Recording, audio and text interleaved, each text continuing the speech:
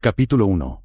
Todos mostramos patrones. Cada ser humano actúa, reacciona y se expresa desde un lugar profundo que muchas veces ni siquiera comprende del todo. Ese espacio interior está moldeado por la suma de sus experiencias pasadas, desde sus primeros años de infancia, cuando empezaba a construir su visión del mundo, hasta las relaciones más recientes que han dejado huella en su corazón, desde los momentos de triunfo que le han dado confianza, hasta las heridas emocionales que no terminaron de sanar y que siguen influyendo en sus elecciones. Y aunque muchos tratan de ocultar estas marcas bajo una máscara de normalidad, de actuar como si todo estuviera bien o como siempre, la verdad es que todos, sin excepción, mostramos patrones. Un patrón es un comportamiento que se repite con consistencia, una forma de interpretar la realidad que se ha vuelto automática con el tiempo. No es un acto consciente ni una decisión deliberada, es una respuesta aprendida que brota sin esfuerzo, casi como un reflejo instintivo. Y si uno sabe observar con atención,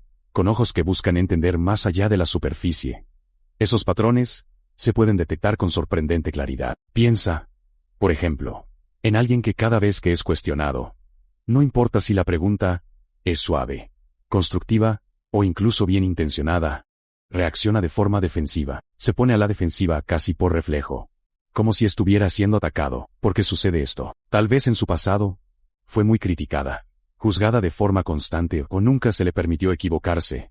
Cada error era motivo de reproche, cada duda era vista como una falla. Con el tiempo, su mente aprendió a asociar cualquier tipo de cuestionamiento con un peligro potencial, con una amenaza a su valor o su seguridad. Entonces, ante cualquier pregunta que parezca poner en duda sus acciones, sus ideas o su persona, su cuerpo se tensa de forma involuntaria, su tono de voz cambia de timbre.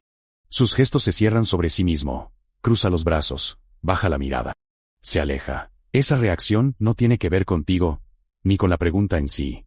Es una manifestación palpable de su historia personal, de las lecciones que su mente y su corazón extrajeron de experiencias pasadas. Así como otros individuos se desviven por complacer a los demás en todo momento, o evitan el conflicto a toda costa, no porque realmente deseen hacerlo así, sino porque aprendieron que esa es la única forma de sentirse seguros, aceptados o protegidos en el mundo. Leer a alguien como un libro es, en gran medida, aprender a ver más allá del acto en sí mismo, y empezar a preguntarse, ¿de dónde viene esto? ¿Qué experiencia o creencia lo sostiene? ¿Qué parte de su pasado se está repitiendo aquí? Las personas tendemos a reproducir nuestras emociones no resueltas en nuevas situaciones, como si nuestro cerebro buscara resolver un problema antiguo, utilizando el mismo enfoque que aprendió en su momento, aunque ya no sea útil ni adecuado para el presente. Por eso, alguien que fue traicionado en una relación amorosa pasada puede mostrarse los excesivos con una nueva pareja,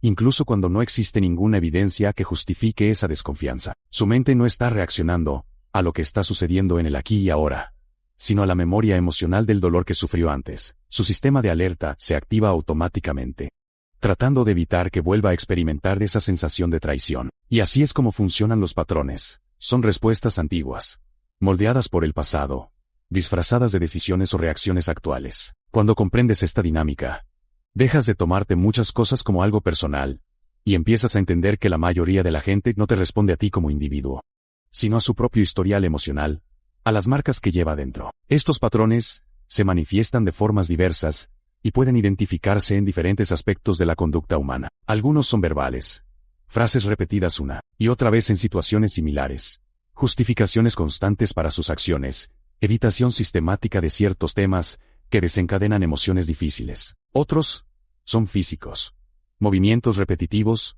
como jugar con un objeto, morderse los labios o balancear la pierna, gestos que aparecen en momentos de incomodidad o estrés, miradas esquivas cuando se toca un tema sensible. Muchos otros son emocionales, personas que siempre se colocan en el papel de víctimas de las circunstancias, que viven permanentemente a la defensiva, o que necesitan buscar constantemente validación externa para sentirse valoradas. Todos estos son indicadores claros de una mente que aprendió a funcionar bajo ciertos esquemas, y que, salvo que haya trabajado profundamente en sí misma a través de la terapia, la reflexión personal o procesos de sanación, probablemente siga operando desde esas programaciones del pasado. Por ejemplo, alguien que vivió en un entorno familiar o social inestable durante su infancia donde los cambios eran constantes, o donde no podía confiar en que sus necesidades serían cubiertas, tenderá a buscar un alto grado de control en sus relaciones y situaciones actuales. No porque quiera manipular a los demás o imponer su voluntad, sino porque el control le brinda una falsa sensación de seguridad. Cree que si todo está ordenado